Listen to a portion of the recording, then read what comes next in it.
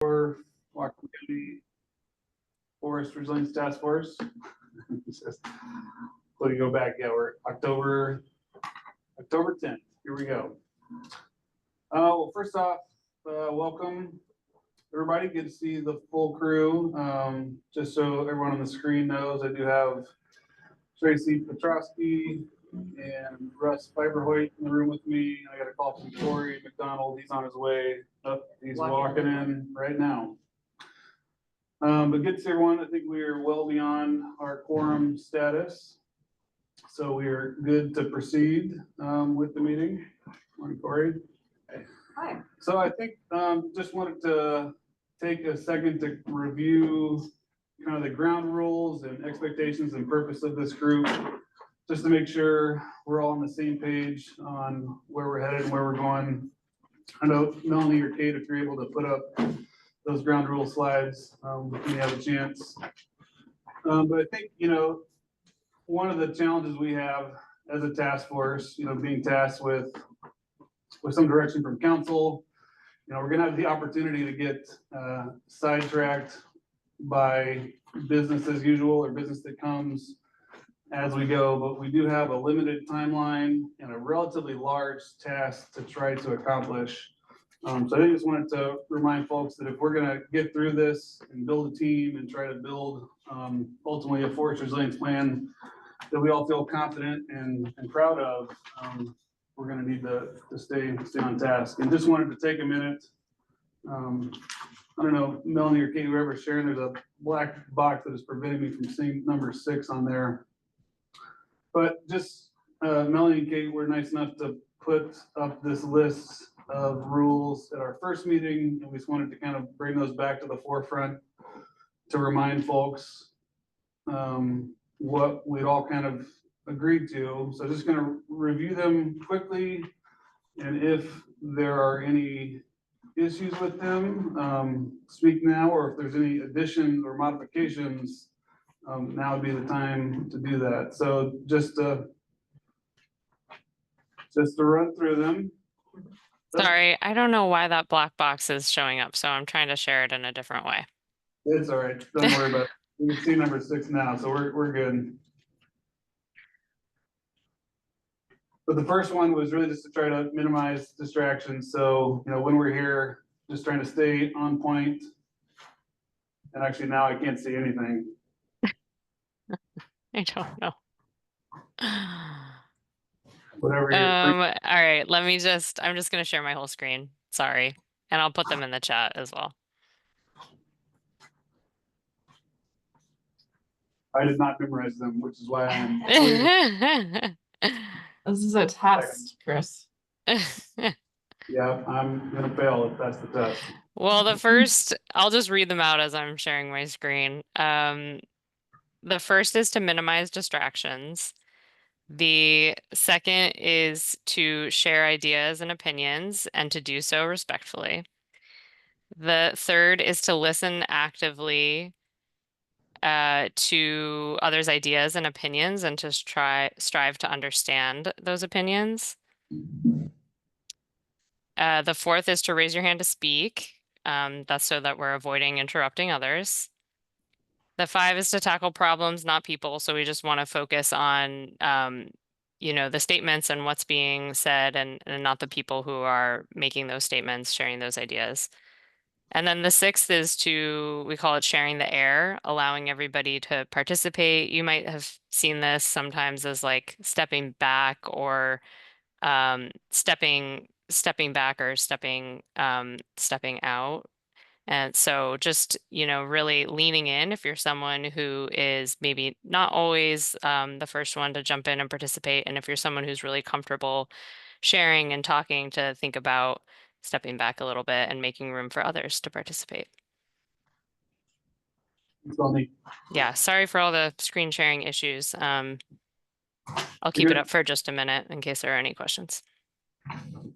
Yeah, so I guess, the hope just with bringing this back up, are there any concerns with these ground rules, or are there any additions folks want to make, or where we feel pretty good?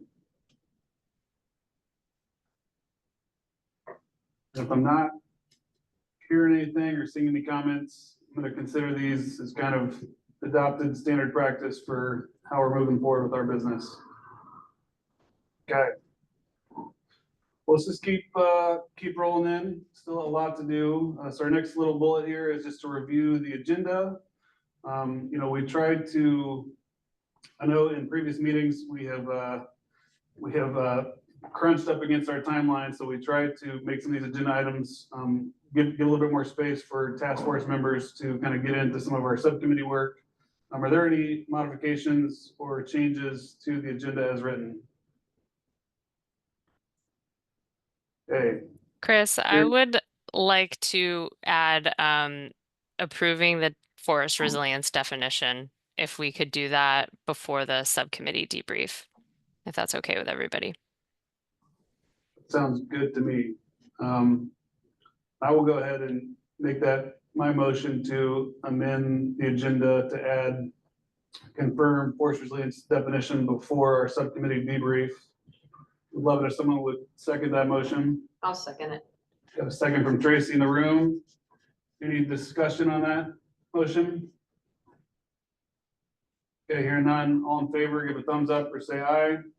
Aye. And Dr. Wallen, is that a thumbs up or do you have a comment? Sorry, I was just voting. That was just a vote to aye. Sorry for the confusion. Oh, you're good. Any opposed? Any abstentions? All right, so we got unanimous approval there. Triangle team shipped out our August 12th meeting summary with a few modifications made by Brandy. And we also have our updated September 9th meeting summary. Are there any modifications or edits to those two draft meeting summaries? Hearing none, I would entertain a motion to adopt both those meeting summaries as written.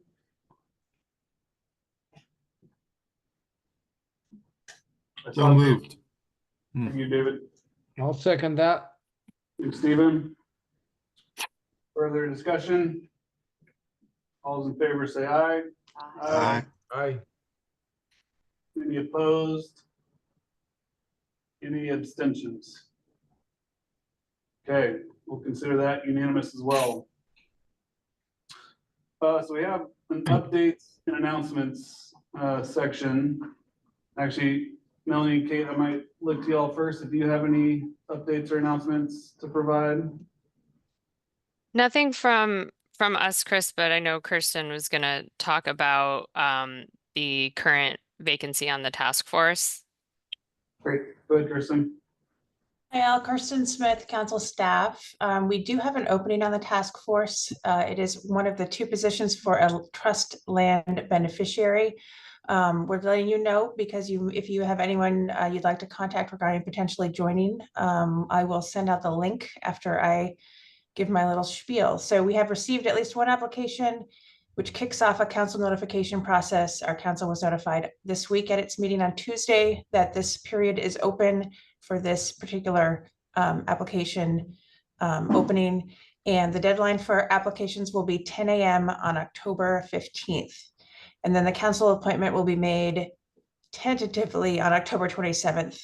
Sorry, October 22nd at the evening council meeting. So I'll send out the link to the vacancies. If anyone's interested in forwarding that and any other questions, you can let me know. Thanks. Thanks, Kirsten. Do any other task force members have any pertinent updates or announcements they'd like to share briefly? Okay. We'll see none. We're going to keep rolling into our public comment period. So we have 10 minutes allocated for public comments. And again, trying to stay on task, try to put a limit there, and we have limited public comments to 2 minutes. If for some reason we exceed that 10-minute window, we request that any public comments be submitted via email or in the chat. Those emails can come to me, celder@whatcomcounty.us, or can go to Melanie or Kate's email address, which I do not have memorized. But if one of you could put your email in the chat, that would be great. Chris, Do we we- also have a comment form on the task force website. Great, thank you for that reminder. Do we have any public? And I guess Kate or Melanie, can you tell me if someone has raised their hand to make a comment, and go ahead, and I might just pass it off to you all to facilitate that process if possible. Yeah, no problem. We have 2 attendees in the room. If any of those attendees would like to make a public comment, please go ahead and raise your hand.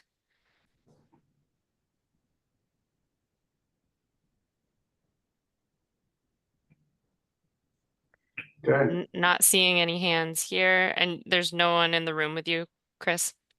nope, Okay. all right, well, that worked very well. Thanks. Yeah. Thanks to the public for attending, and we'll keep on rolling. Yeah, thanks so much. I'll put the link to the comment form into the chat, so if folks want to submit comments in writing, they can do that. And if we're ready, Chris, I can pick up with work plan schedule. Yep, pass the deal, go for it. All right. So if everyone could take a look at page 11 in your packet, which has our schedule. I will also share my screen, I hope, for those who prefer to view things on screen. Just give me a minute because I'm not sure what went wrong last time, but I'm going to try to do it this way. And then if I could just get a thumbs up from someone to let me know that it's looking okay. Seeing that on your screen, all right? Yep, it's good. Okay, good. All right, so I just wanted to talk through what we've done so far and take a look ahead so that everyone can see where we're headed with this process. So we're here in October, and this is our 4th meeting. And just a reminder, back at our first meeting, we talked about our strategic approach. So we are starting with this process of setting goals. From there, we're defining our objectives, then identifying critical threats and actions, and all of that is getting incorporated into the final plan. So we have done some of the ground setting for the task force itself. We've established subcommittees, we've mapped our process, and we've begun the work and are getting close to finalizing and defining our goals for the plan. I also wanted to just, talk a little bit about where Triangle has made progress on community outreach, and where what we've done so far is conducted our assessment interviews, that you all reviewed our list of interviewees and provided some feedback on that. We've now concluded that process. We are working on a draft survey that will be sent to you all for review before that is sent out. And we're also, this is a continuous process, but we are developing a framework for continuous engagement throughout this process. And then our last meeting, we talked a little bit about the plan development itself. Dave Peterson shared out a draft outline that is also included in your meeting packet for this meeting.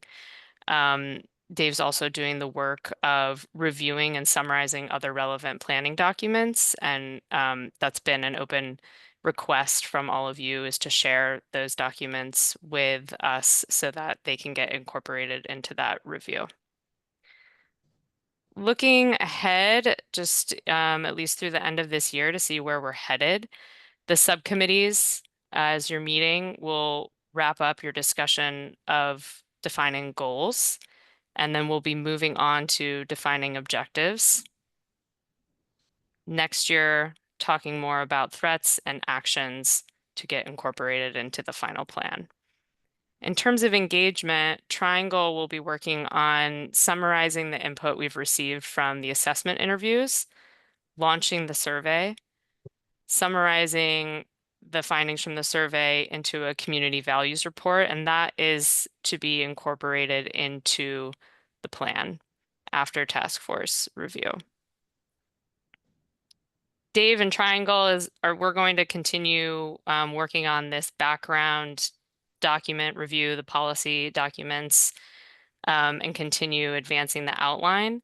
And then as the subcommittee work is advancing from goals into objectives, this work will get incorporated into the draft outline and draft of the plan, and we'll have kind of a more cyclical back and forth process for drafting more detailed components of the plan based on your subcommittee discussions. So I'm going to pause there and see if there are any questions or comments from anyone on what we've done so far and where we're headed.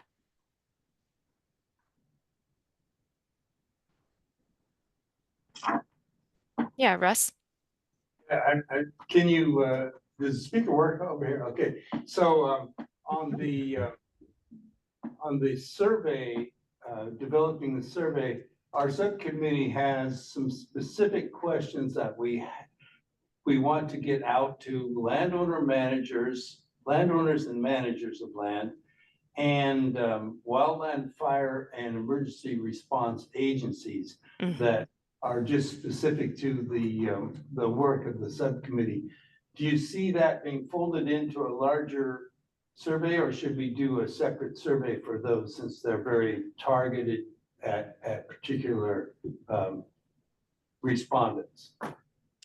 I'd say, Russ, this Triangle's process is more public. It's designed to be more broad and gain insight on community values Whatcom County wide. So the questions that you're talking about that sound very tailored to specific audiences, I would say that's a separate process. And I saw in your subcommittee summary that you were working on that. So I think we should talk about that a little bit further, but I think that's something separate. Yeah, thank you, because that makes a lot more sense to me. So otherwise they get lost in the shuffle. Thanks for the question, Russ. Steve? Yeah, just quickly, because both of the subcommittees that I'm on have been engaging various members of the committee about the concerns that the subcommittees, specific concerns the subcommittees have. And I wonder about the question of overlap between community interviews that you are doing and a community engagement that the subcommittees are doing directly. Should there be some sort of coordination, and how? Yes, there certainly should be some coordination. I think I'm looking forward to hearing the debrief from the subcommittees today. As you know, we have not been able to attend those subcommittee meetings. So I think after Kate and I get a chance to hear from you all where you're at and what your thinking is, we can talk more about what coordination would be appropriate. And the last thing just on that note is my hope is to focus the subcommittee time and energy into thinking about the strategic approach, the goal setting, and the objectives to be incorporated, into the plan. And then Triangle to be really focused on the engagement side of things. Of course, we want input and feedback and support from you all. So I think we just need to be thoughtful about how we're doing that. Well, we want to avoid overlap, but also there's some specialization on the subcommittees that Triangle might not have as good access to. Absolutely. Yeah. So leveraging your support sounds like a great idea. So once we hear from the debrief today, where each subcommittee has been focused, we can follow up and coordinate more effectively. Thank you. Yeah. We got one hand in the room. Tracy, go ahead. Yeah, so for Triangle, how are you, maybe, and you don't have to answer this now, maybe you can send it out by email. How are you doing the community values survey, and who are you interviewing? And if you don't get respondents, are you snowballing out? So maybe just sending out what you're doing on that. And if we totally appreciate how you did it with the interviews, like sent the interview list out and give us an opportunity to add some folks to that. That would be wonderful. Yeah. It's also great for our final report too. Yeah, absolutely, Tracy. So the survey's still going through preliminary drafting and then review from the county. our plan is to have a draft ready for you all to review the week of the 21st, so before our next group meeting. And part of our hope is that we would be able to leverage all of your connections and network to be able to send this out via your various networks. So part of your review will also be that process, right? So not just the content, but also our the process of sending it out. Thanks, sounds great. Yeah, Brandy. Oh, sorry, Brandy, you're on mute. Thank you. Will you send us a list of the final assessment interviewees so that we know who you've been talking to already? And then we can identify the gaps so that when we do the community values survey, we can see if that's a good place to insert those people. Absolutely. Yeah, we can resend out the list of folks that we've been able to connect with.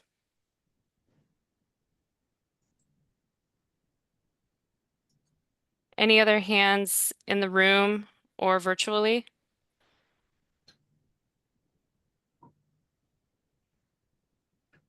Not in the room. All right. Well, I think if there are no other questions or comments on that, I would love to move to the definition of forest resilience and hear from you all if you have any concerns about the definition that has now been reviewed and modified via the subcommittees that you're all participating in. So what I'll do is I'll put the it changed slightly, but I have shared it with you all via email. I believe I sent it out yesterday, but I'll put it in the chat as well. And then I believe, Brandy, I might actually ask you, but I believe there is one particular line that we'd like to gain, approval on via some discussion, and that's this capacity of forest ecosystems to experience natural, anthropogenic, and climate-associated disturbances/impacts. And Brandy, I might ask you, because I think you had some insight on the development of this. Is that something you think there's still some discussion to be had on which term is most appropriate? I think that yes, I think the decision point here is which term, and I think that generally speaking, disturbance is the word that pulled through all the subcommittees to the one of the last, like there was maybe 2 additional subcommittees that met and impacts was introduced, but I just wanted to make it clear in the version that you sent out that that was not necessarily by consensus, through this sort of like collaborative distributed definition build process that we just did, right? Because we went from one subcommittee to the next and just kept building on it. So I think it's just important to bring it back around to the first couple of subcommittees to say, like, there's been some slight modifications since you first worked on it, and there's a choice point here. But I don't know that it's that big of a lift. It's one word or the other, basically. It's not meant to be both. Got And it. I'll just Go ahead, jump in Chris. real quick, and Melanie, you're sharing a black screen again. So I don't know why. So yeah, just for those of you that didn't attend a subcommittee meeting, we had that draft kind of short definition that Triangle composed based on all the input from task force members. We took that and kind of worked through 3 of the subcommittees, and each version, I think, got slightly better. I think the 4th subcommittee, the climate informed forest management, didn't quite have time to get into this. So this is the result of 3 subcommittees review, and yeah, still open for some discussion, but would also love to put a bow on this and keep jumping into the body of the work. And I guess based on what Brandy said, I'm comfortable using the word disturbances, because I think that does adequately include impacts as well. But open to any other considerations or input from the group. I'm seeing some agreement on that. Can I ask, is there anyone opposed to using disturbances.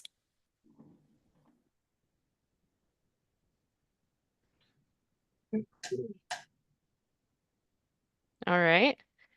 So with the definition here as written, I think you can all see my screen now. Is that correct? All right. Thank you for bearing with me. I just have to share the whole screen apparently. So with that slight modification, our working definition is capacity of forest ecosystems to experience natural, anthropogenic, and climate-associated disturbances while retaining and recovering ecosystem composition, structure, and function, and adapting to changing and future conditions. One comment, Tracy? Yeah, I'm trying to log in so I can throw a slight shift in the text, but I'm not I'm in person, so I'm not logging in. I like all the words that are in here. I agree with the disturbances that we talked about. My suggestion would be to simplify the sentence in a particular way, and I'll simplify it and then tell you why all the words would still be in there when I was done. Essentially, what I'm proposing is that a simplification is adding some parentheses and an IE such that the short version, without the examples, would read to you, the capacity of forest ecosystems to experience change while retaining and recovering ecosystem values, but adding an IE in there. So the full thing would then read, and the reason why is because then we're very clear about what we're saying. We're telling the capacity of forest ecosystems to experience disturbances and yet recover. And we've simplified that, but we're not going to lose any of the content if we wrote it in this way. The capacity of forest ecosystems to experience change, i.e. natural, anthropogenic, and climate-associated disturbances and impacts, while retaining and recovering ecosystem values, i.e. ecosystem composition, structure, and function, and ability to adapt to changing and future conditions.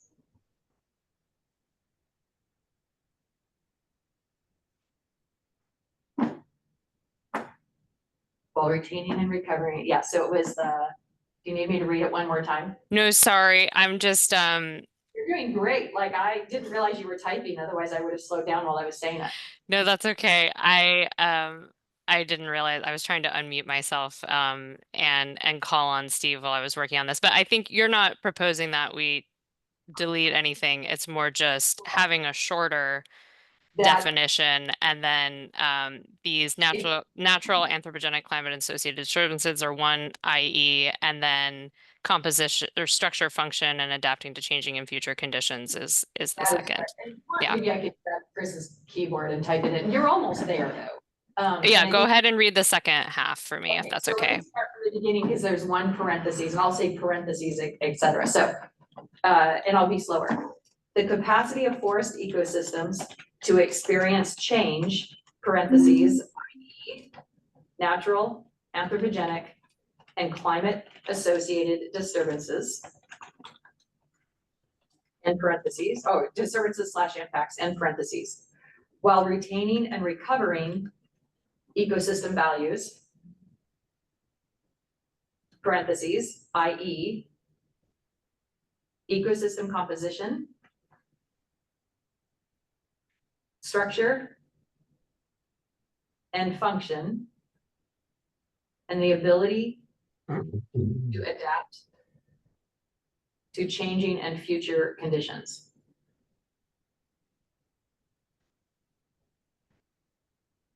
And then again, the reason, and parentheses, yeah.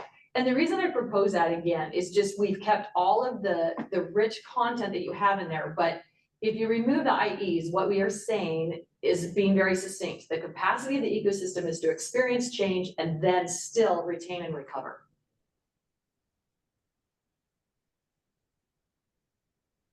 Steve, I see your hand. I'm a little bit hesitant to jump in here because we could do this forever. Yeah. But I think there's, and I don't think the specific wording changes are going to have a huge impact on how we actually recommend specific actions. I can't imagine a specific action that would fit one definition but be precluded by the other definition. But I do want to suggest one thing which makes us a little bit more ambitious, which is where we say retaining and recovering. It implies that the best we can do is to sort of make up for lost time and not lose. And if we could add retaining, recovering, and enhancing, then it gives us a positive goal, not just to sort of protect, but also to improve.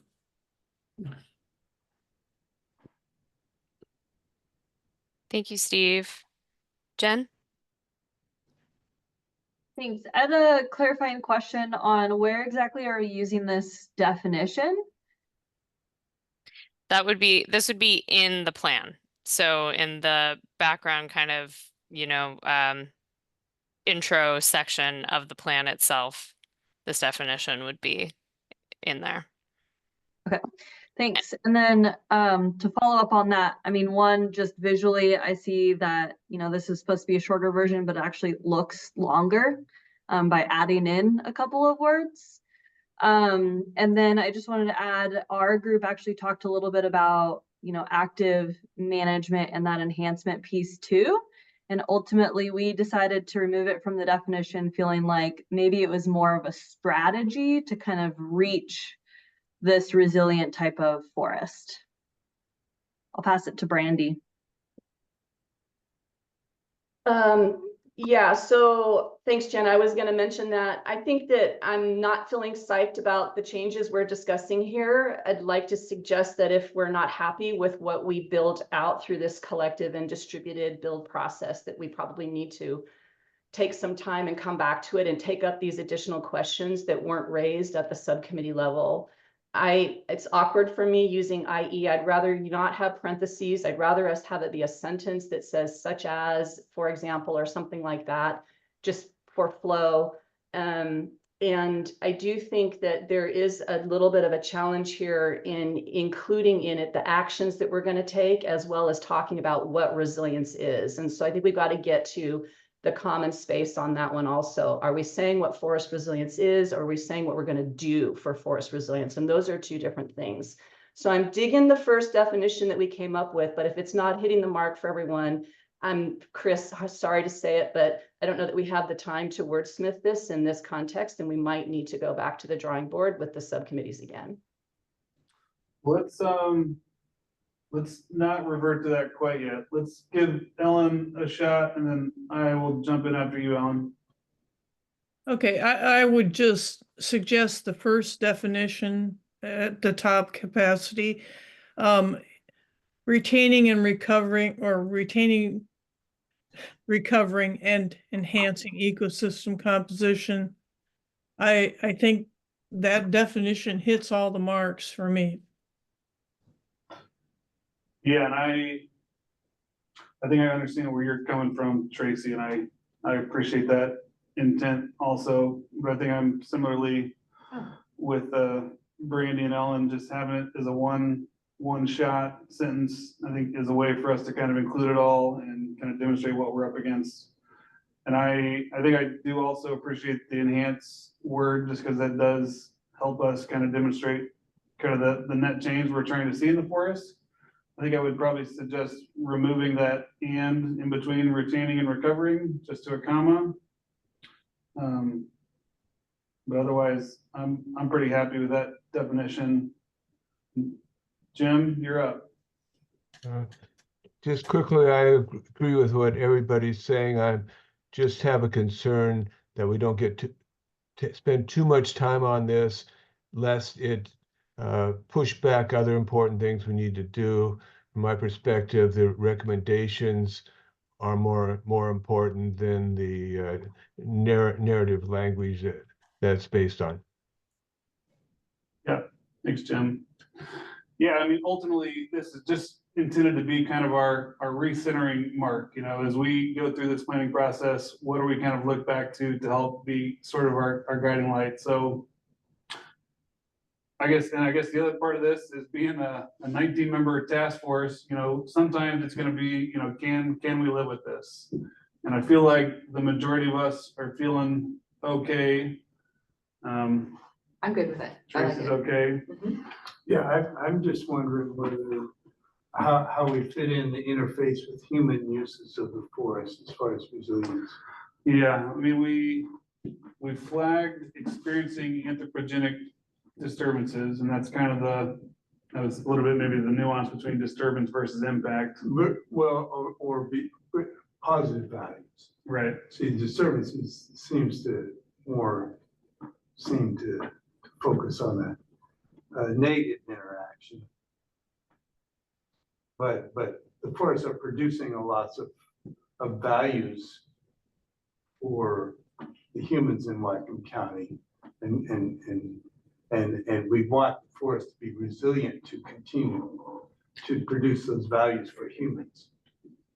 Right, so I mean, is that Somehow there's some interface between us and the forest. right? Yeah, I'm trying to rack my brain. Is that like a goal statement we have to ensure that, I mean, does that go back to the kind of the goal discussion of we want the forest to be resilient to? Right, and that could be, it doesn't have to be in this definition, but somewhere in our work so that that the work that we're doing fits into a report rather than just, okay, the forest is over there, and as long as we don't, this doesn't happen, that doesn't happen, Yeah. it'll be there. Okay. We got George had his hand up first. We go George and then you, Corey. Sure. George, go ahead. Okay, yeah, so what, I don't know if this is the place to add it. I'm not good at wordsmithing, but I mean, what about the ability for tribes to to have their treaty resources or treaty rights protected, the ability to use the area for the treaty rights and cultural rights, the cultural use and treaty use. So would this be a proper place for that? I mean, I'd like to have it somewhere in there where it is mentioned. I mean, a lot of this, it affects all of us, and we definitely need to protect our treaty use. Yeah, absolutely, George. I think we do have a goal highlighting that tribal and cultural kind of treaty components. So yeah, definitely not trying to subrogate that, and that is definitely a clearly stated goal. I think that's where we're trying to get into. But if yeah, so I don't know who Zoom user is. Are you a task force member? Zoom user? Frank Bob. Oh, Frank. Go ahead, Frank. Yeah, thanks. I just wanted to echo what my nephew Georgie was saying about that. And also, when you're talking about, I heard someone mention the increase of public uses in these areas, and you're talking about capacity. How do we ensure that these areas where these users are going has the capacity to hold the number of users that are going to these areas before they harm or damage the resources that are within these areas? Right. Thanks, Frank. Yeah, hopefully that anthropogenic disturbances can tackle that. And yeah, Corey, I'm sorry, It's okay. I neglected. I was just gonna say that if we scrolled up a little bit, I'm not saying to put the parentheses back in the way Tracy was saying, but if the way it's sort of worded there, I think kind of gets to Russ's point, capacity of forest ecosystems to experience change. And then it includes anthropogenic, right? So it's just worded a little bit differently than above. It's because I think up above it says climate associated disturbance. I don't know, it just reads differently to me, like a little bit more like. So if we did capacity of forest ecosystems to experience change, including natural, anthropogenic, and climate associated disturbances while retaining, recovering, enhancing. Is that?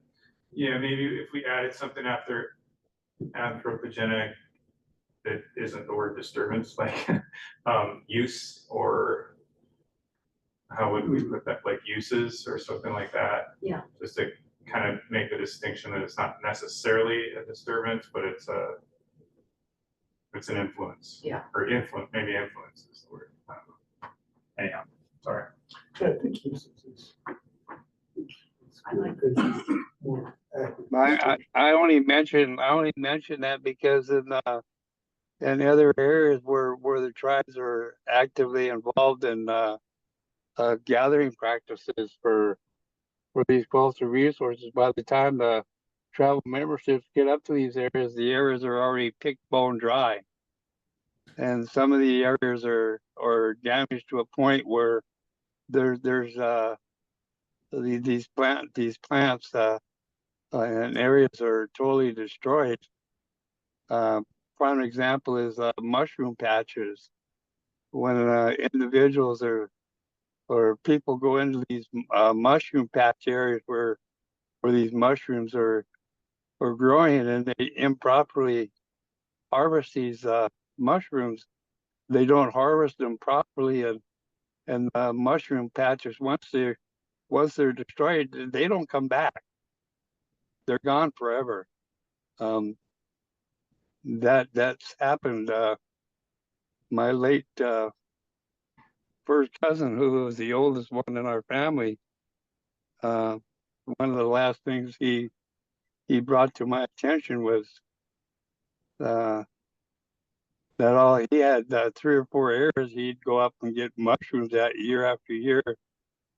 And towards the end of his time here, he came to me and asked me where he can go, because the areas that he's gone through, they've been destroyed, and the mushrooms that he'd gone through his lifehood were destroyed. So in order to protect these kind of things, where is that being covered? I don't know these scientific acronyms that are being talked about today. Thanks. Thanks, Frank. Yeah, thank you so much, Frank. Chris, could I chime in for just a second and maybe orient? Okay, so Frank, thank you so much for sharing that, and I appreciate all of the comments. And Frank, I just, that really highlights the importance of why, right? Like why are we doing this, and what is the purpose? And how are we making sure that there's, real applications to solve some of these real challenges, like the story that Frank just shared, a really personal and important example. And so I want to, note that I'm tracking those comments as those are really captured in our goals and objectives, and eventually the actions that you all in your subcommittees will be having really deep conversations about. The purpose of this definition is really just to, hold the plan and orient everybody as to, what is resilience, right? Because that's kind of like when I was at our first meeting talking big picture about like what is the what, just to make sure that we have, a pretty common understanding and agreement of what that is. All of the variations to this definition, at least from my perspective, don't change that overall meaning of really like what is resilience. We're adding on some specific language here to maybe, add a little bit of more specificity. But what I'm hearing is a lot of general agreement about, this definition as a whole. And the purpose of it is really to be like that guiding North Star at the beginning of this document about like, hey, what's the problem? Like what's the big picture goal to guide everybody? And so I think, I know Jim, you've had your hand up for some time, and I want to make sure we get to you and Steve, and then Frank, if you had a follow-up comment. But I just wanted to do my best to kind of frame this in the hopes that we can practice what Chris described as just, can we live with this definition, in the spirit of, having some time to really hear from you all and the important work that you're all doing about defining goals and objectives, and know that all of the comments that you're sharing are really going to fuel that discussion when we get into those greater areas of specificity. And that this is really just a big picture kind of guiding statement as a start. Yeah, thank you. And another thing, you know, I heard that the word subcommittees being mentioned a few times, and I'm not sure if there's been any subcommittee meetings since our last call. I haven't received any invite to any subcommittees as of yet. I don't know if that's a fault on my end, or if that was there's some electronically problem or something, but I've never received an invite for any kind of a subcommittee call. I apologize, Frank. Yeah, we oh, sorry, go ahead, Chris, if you were speaking.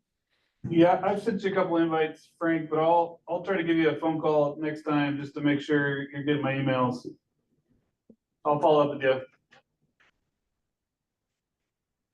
Thank you. Just to chime in on this, I have apologies to Chris and everybody because the invitations I was getting from him went to my junk email. The stuff from the consultants comes straight through to me, but I had to go find this for a couple weeks ago in my junk email, so I wasn't able to participate. And Frank, it could be that your email filters have been blocking those emails to you. Good point, Jim. I'll have to keep an eye on my junk mail because that's happened to me a couple of times too. I never thought about that. Thanks, Jim. All right, Steve, you're up. Oh, thanks. Just with regard to the definition, I don't want to suggest any more changes. I just would suggest that it's good enough. We put in a word here, a word there, change a comma there. It's not going to change the work of the task force or the subcommittees. So I would like to actually, is there a motion on the floor? I don't think so. Before motion. We got one more comment in the room, Steve, and then we'll let you make that motion. Yeah, well, okay. I would like to amend the motion to say that we use this as a working definition and then revisit it at the end of the process when we're writing the report. Because I don't think it's worth the time to just spend all our time fiddling. Tracy? Yeah, hey, Melanie, I agree with your whole synopsis there, was lovely. Can you skim down to that shortest version that you had at one point? Yeah, I thought, yeah. What if, I really appreciate all of you, this conversation, I think is important because like Frank Bob's comment and Corey's comment, these are really rich conversations. And that's what I was hoping to have on this task force. What if we went with that short version as a proposal that the capacity of forest ecosystems to experience change while retaining, recovering, and enhancing ecosystem values? That is our working definition of forest resilience. You can always have a paragraph below that explains that, you know, like, but that's our working definition that's bulletized that we can put in place with a paragraph below that just says change includes, you know, natural and climate associated disturbances and anthropogenic use, whether or not it's anthropogenic disturbances, that those covering the ecosystem values include blah, blah. So the working definition becomes this nice, crisp, short thing. And then we can have some explanatory subparagraphs when it's first introduced. And after that, the short version becomes our version. But agreed also that this could be revisited later before the final product. So I guess if I was going to put a motion on the table, it would be to use that short version as our current working definition to be revisited later, and that would be my motion. I think, well, if you made an official motion, I'll have to play it out. Yeah, either way. Should I not do a motion yet? Well, I guess I'm afraid you're gonna send us back down the rabbit hole here. Oh, yeah, and I don't don't wanna do think that. we're gonna get agreement just based on where we've been going with the shorter, so. Yeah. We are in two paths now. We can kick this back to the subcommittees and have one more round of review, which is totally okay. So that, Tracy's getting. Did Tracy make a motion? Did she actually make a motion? I'll retract the motion so that we can go back and have more discussion outside, but I do appreciate everyone's input on this. This was enjoyable to hear everybody's input. Well, I would like to make a motion to accept the working definition, both a short and longer version as they're presented on the screen with some punctuation corrections to agree with the style guide that we're using. And that's my motion. All right, so we have a combined motion accepting a short and a longer version definition, which hopefully keeps everyone happy. Do we have a second for that motion? And second that. I think Tracy beat you, Steve, the second. Any further discussion, and I'll just flag this with, there's nothing preventing us from cracking this back open on down the road, should we choose. Okay, hearing no additional discussion, all those in favor say aye. Aye. Aye. Any opposed? Any abstentions? All right, nice work, everyone. Well, let's keep rolling into more of the, or some more of the meat of the work. So subcommittee debrief. So I'm gonna pass it over to Steve first. We're a little bit behind on time. So Steve, you have 9 minutes starting now. You're on mute.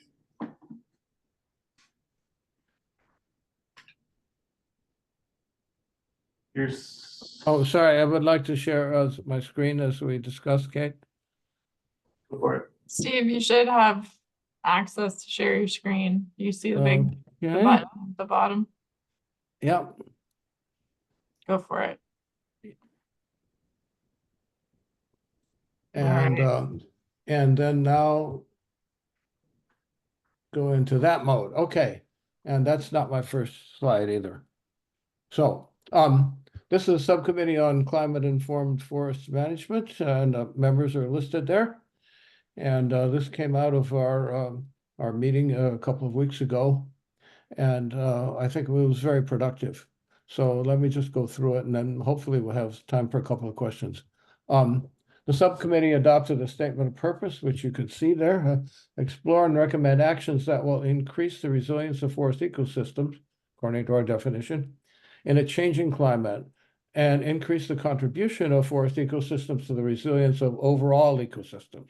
In other words, forests impact rivers, they impact residential communities, they impact estuaries, they impact, as mushroom patches, as Frank was exemplifying, they impact agricultural land.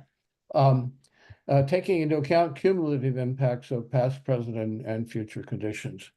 And because this is a coordination of, I'll just skip right over this one. Don't want to get into that again. Okay. The subcommittee tasks are determining best practices to achieve the purposes laid out in our purpose statement, along with the best ways to promote the implementation of these practices. And then second, of course, informing county council, executive, and staff of these practices and recommending ways to implement them. Let me get the chat out of that screen.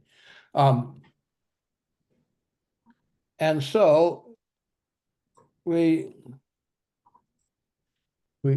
decided in this meeting of best practices for forest science that we would choose a single topic from a list. Okay, there's a list of the specific areas in which to recommend best practices, right? Sustainable forestry, which refers to forest products in a sustainable way.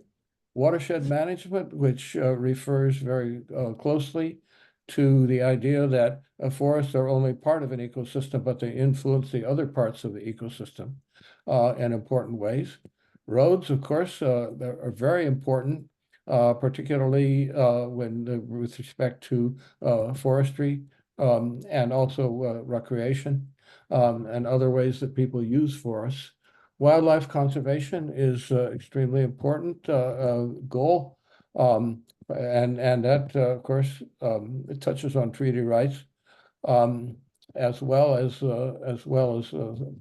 various kinds of ecosystem science. Wildfire resilience, I don't think we need to spend a whole lot of time on. I mean, we do need to spend a lot of time on doing it, but we know what we mean by it.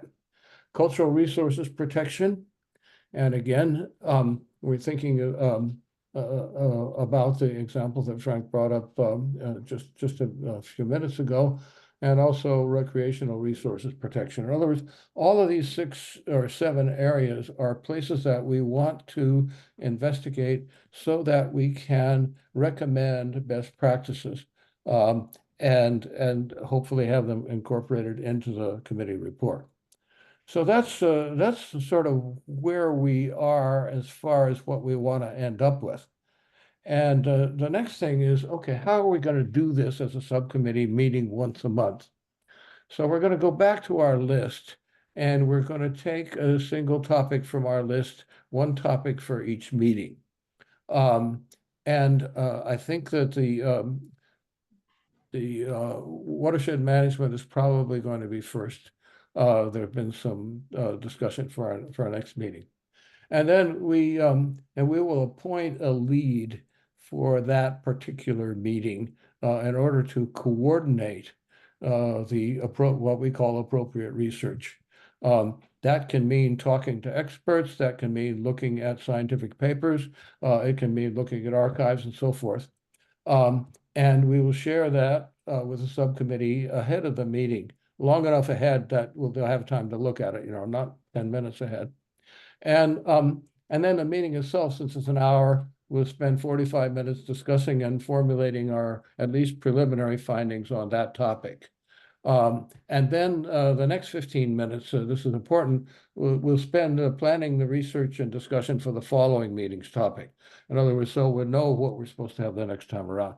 So that's a kind of a procedural thing.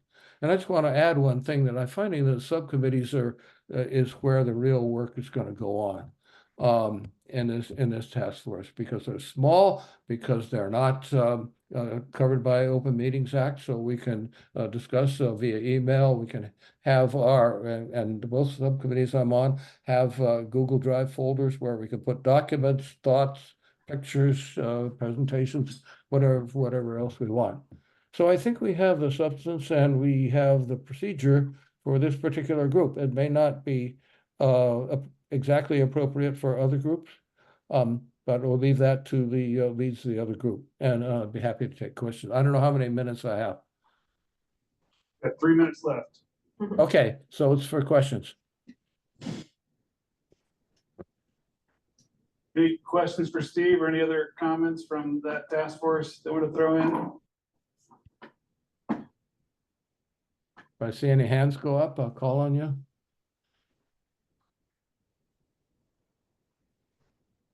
It's either perfect or it's so bewildering that people don't know where to start. Frank. Go ahead, Frank. Yeah, thanks. I just got going back to your list. I've seen that you had wildlife conservation on that list, but also wondering, does that include wildlife migration? Yes, that includes that. Okay, thank you.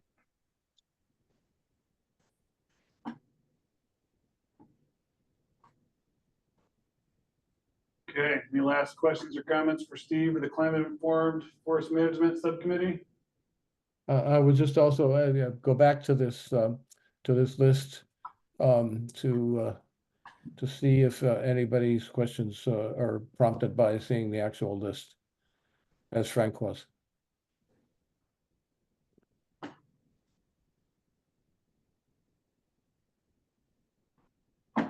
Okay, I think as speaking on behalf of the subcommittee members, we have the go-ahead from the task force to proceed. Is that right? Got it. All right, thanks, Steve. Okay, thank you. I think you can unshare my screen, right? Or do I have to do it? Steve, you should have a button up the top that says stop sharing. Are you Yeah, I seeing got that? it. Got it. Perfect. Okay, next we got the Forest Industry and Economics Subcommittee, which I believe is Brandy is the spokesperson. Okay. I don't have a slide deck. I'm just gonna quickly run through that we met and did discuss the purpose of the subcommittee, the definition of forest resilience, and we got into the topic of the goal statements that had been pre-prepared by Triangle.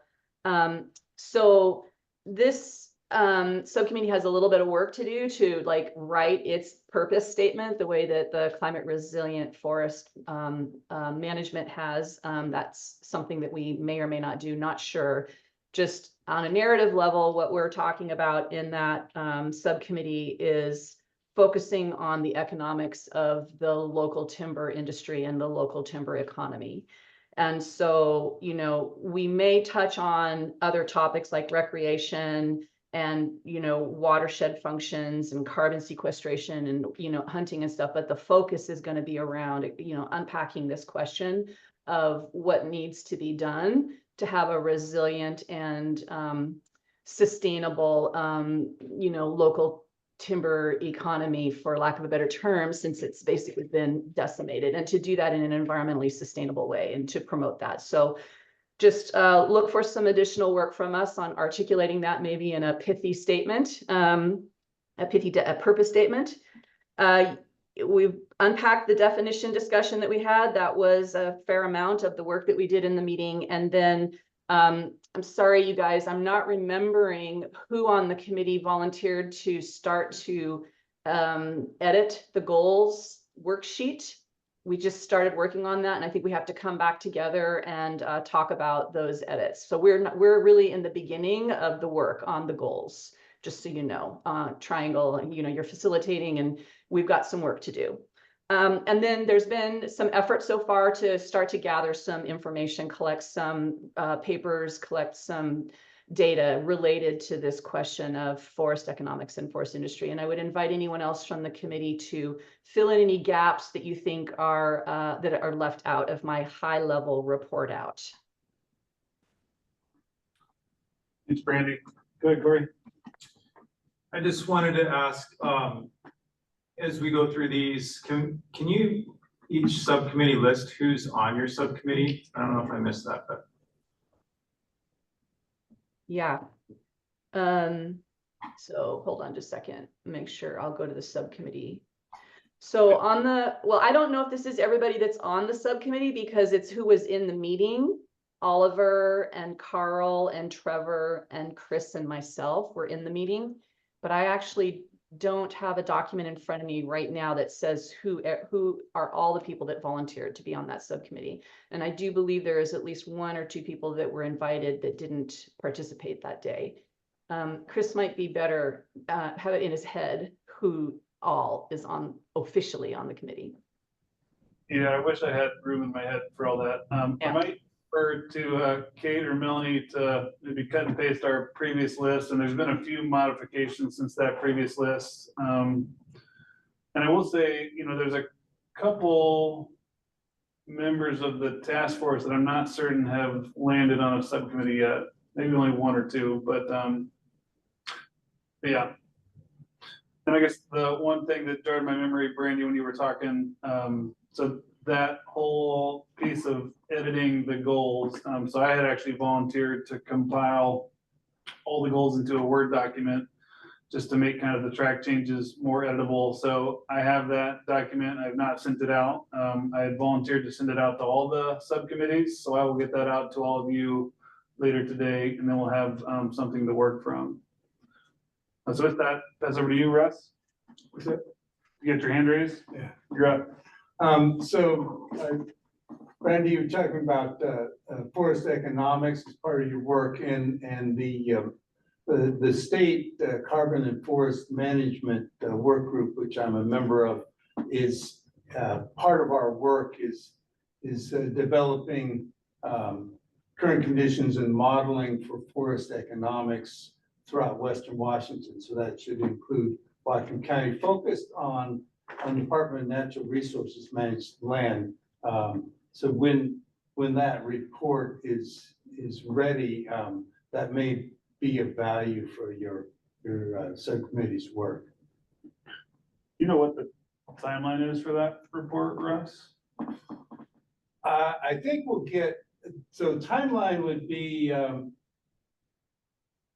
I'd have to look that up. It's sometime into next year. We're doing a preliminary report to the legislature by the end of this year, but the modeling part won't be done by then.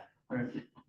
Tracy, go ahead. The Forest Advisory Committee has a couple subtasks as well. And so a person named Holly Kuhn has already kind of done an assessment. So different than what Russ is talking about, which is projecting into the future. Holly's report is basically a report of where we are now and have been in the past with different ownerships. Although the primary focus of that economics thing has been state managed, DNR managed state lands. But that would also be a really good, and Brandy, I'm on the committee too. I was just in a forest certification that day, you know, so I was out in the field that day. So I'll get that report from Holly as well from the FAC, and we can use that. Okay, any other questions or comments to Brandy or the Forest Industry and Economics Subcommittee? Okay, thanks, Brandy. With that, we'll move into the Stewardship and Land Use Subcommittee, which I believe, Jan, you're the voice.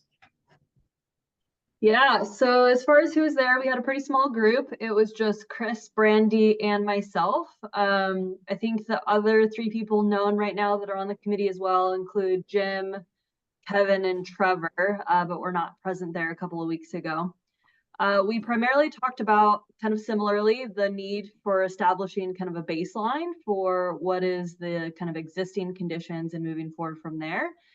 We kind of talked briefly about kind of the issue with a lot of the patchwork mosaic of forests kind of across the different landscapes.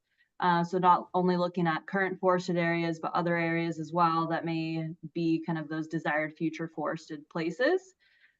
We kind of briefly talked about the current kind of opportunities and our needs that the county currently provides as well and or requires of forest landowners.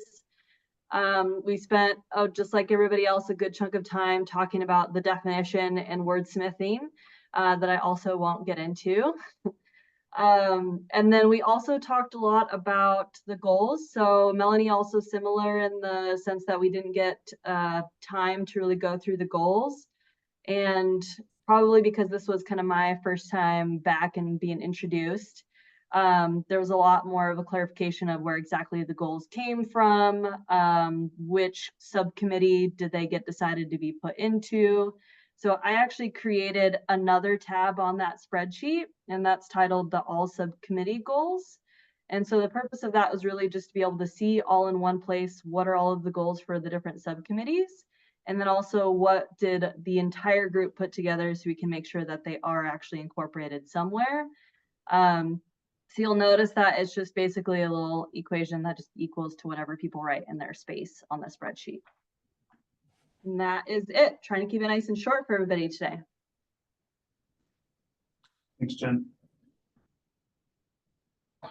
Okay, any questions or comments for the Stewardship and Land Use group? And just from my own memory of participating, you know, this one has some additional interesting components just with the county in the middle of a comp plan. And I know some of what we talked about was kind of the small forest landowner and kind of the developing landscape of Whatcom County and trying to support more of the fragmented or small private ownership piece of the puzzle. So it'll be interesting as that subcommittee and this task force move forward, just considering whether or not we learn any significant or interesting takeaways to contribute to the county's comp plan process. But just something that I've been reflecting on with that. Jim, go ahead. What Chris was talking about is my main interest as well, along with other ways we could maybe encourage regulating entities to perhaps enhance the forest practices. But also of note is that Executive Satpal has put out a call to rezone rural forestry segments of the county into commercial forestry, which would be pretty significant and something that we should bear in mind when we're making recommendations. Thanks, Jim. And if I'm flagging the letter you're referencing, so that was a reach out or a call out to the DNR as it related to DNR held lands in the rural forestry zone. And I'm trying to explore whether or not a rezone to commercial forestry was appropriate, and it did not include a comprehensive rezone of the rural forestry and ownership across the board, just to clarify. Okay, any other comments or questions? Or go ahead, Jim, if you had a follow-up. Oh, I hear you, but I think that the former is perhaps a good idea. Thanks. Yeah, I've got a set of opinions as well. Any other discussions or comments on this subcommittee? Hearing none, we'll move into the final subcommittee, which is the forest management coordination, and pass over to you, Russ. I'm trying to see if I can share the screen on.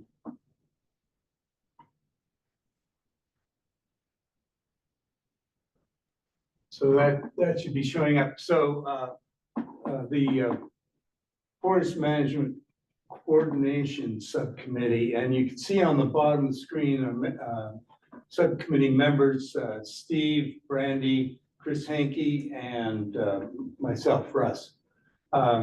So we're starting our work by trying to understand what landowner managers and responders, emergency responders, are currently doing, so that both currently doing and what their plans are for adapting to a changing climate.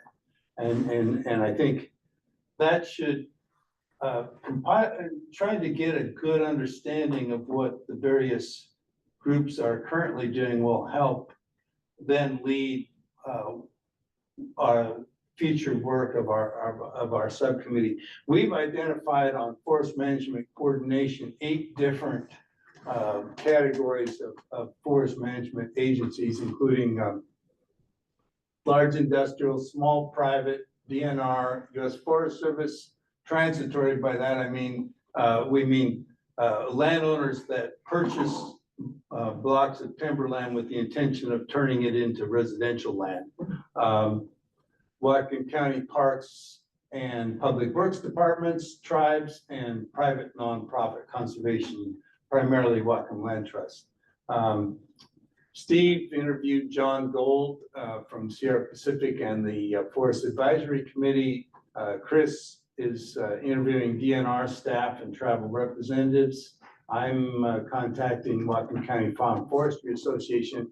And the idea that we're starting with those so that we can develop a list of questions that we can more broadly ask of all those landowning groups, and so that we can get a basic understanding of what their current practices and their preparation for the future. So that's the forest management side. And then the other main part of our work is wildfire readiness. And there we've identified 4 main types of response agencies: the DNR, U.S. Forest Service, fire districts, and Whatcom County Sheriff's Office, Department of Emergency Management.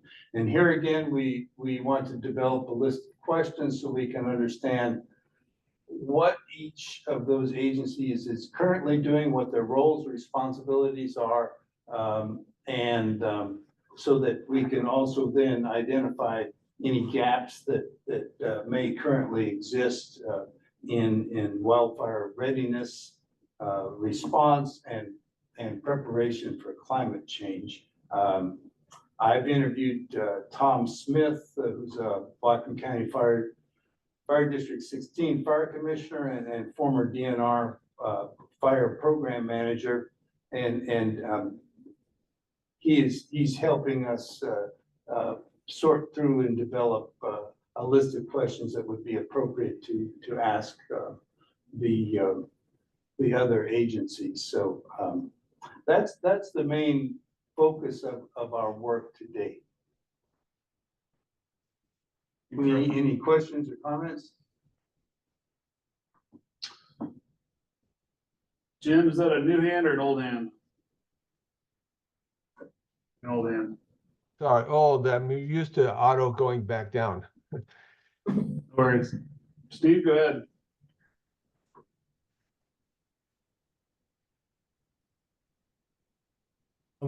Sorry, the unmute button keeps switching on me.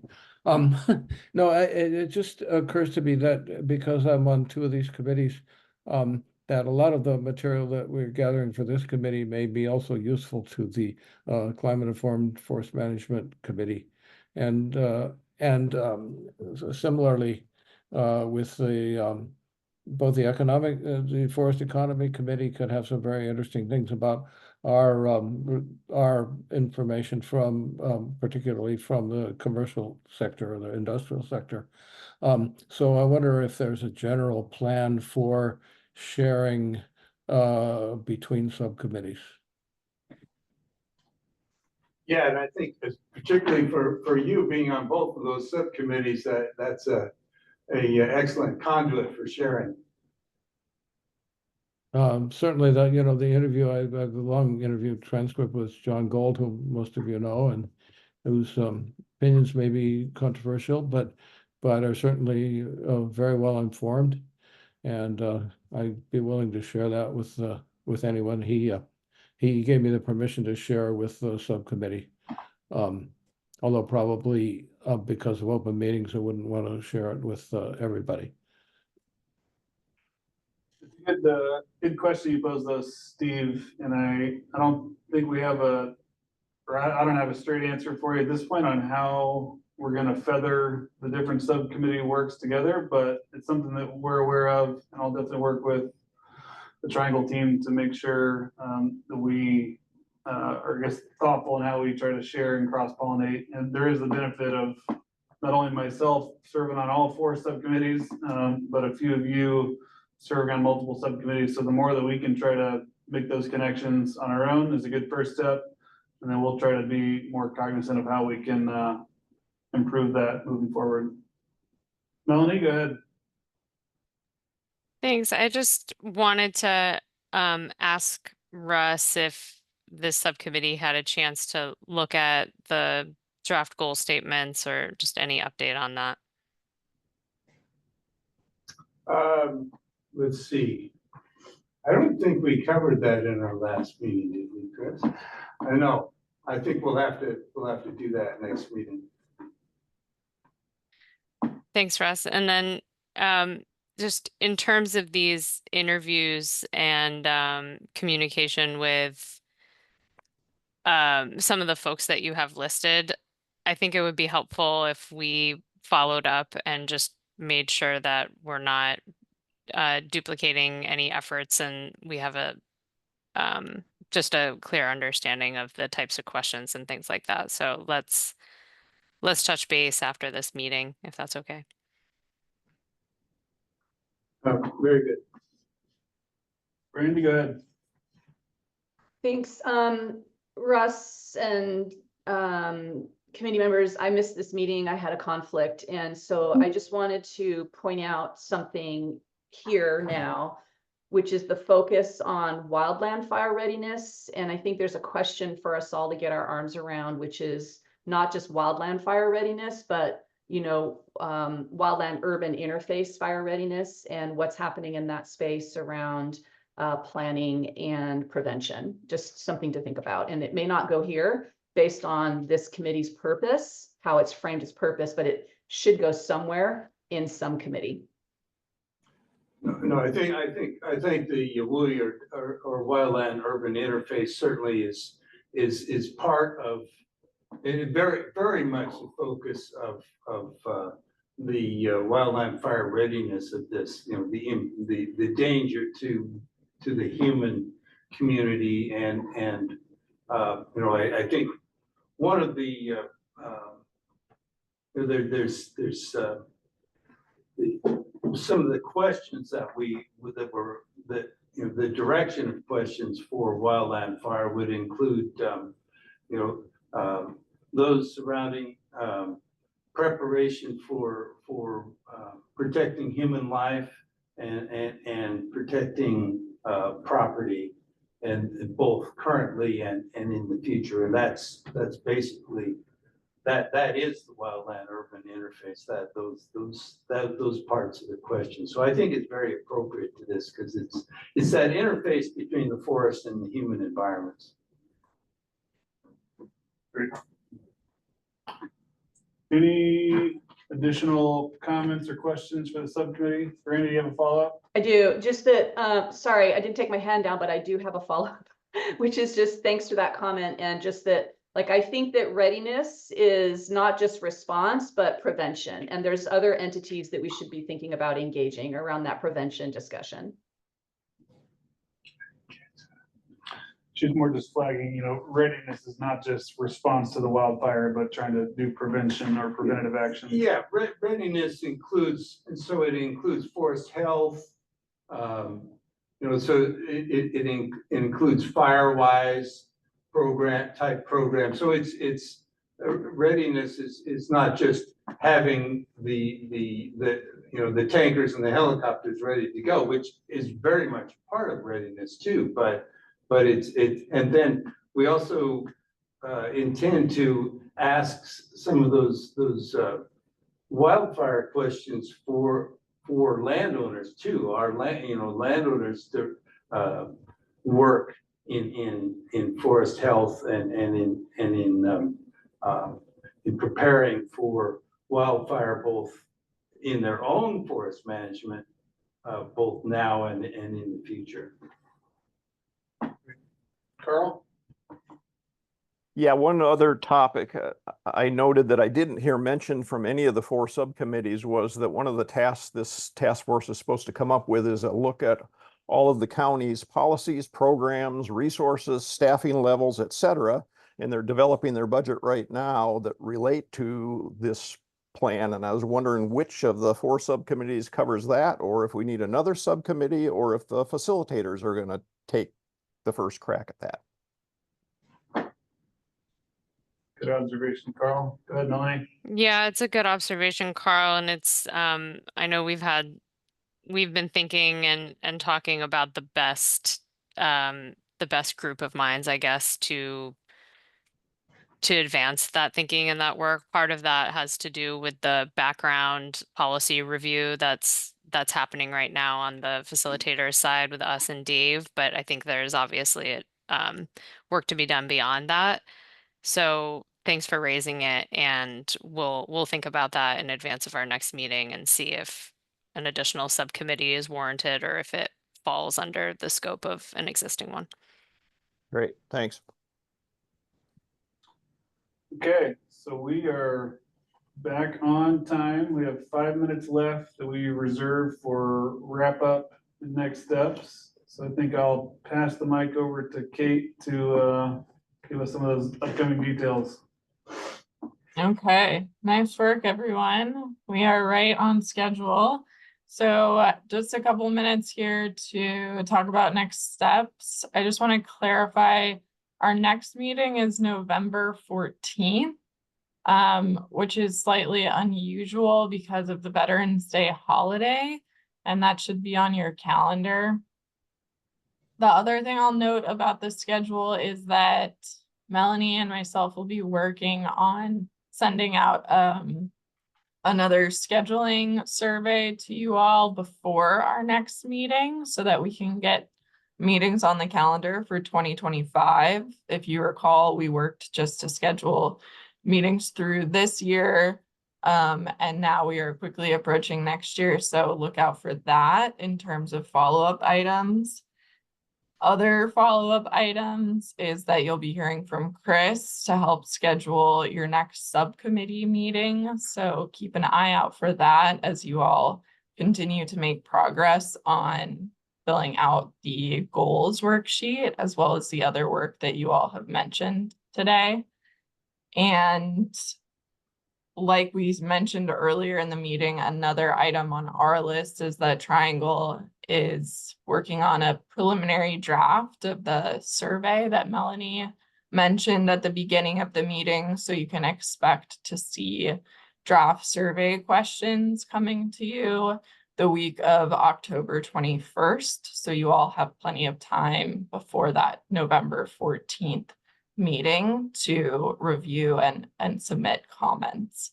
Just noting that we also see your role, as Melanie mentioned, in helping us brainstorm distribution of that survey, not just the questions themselves.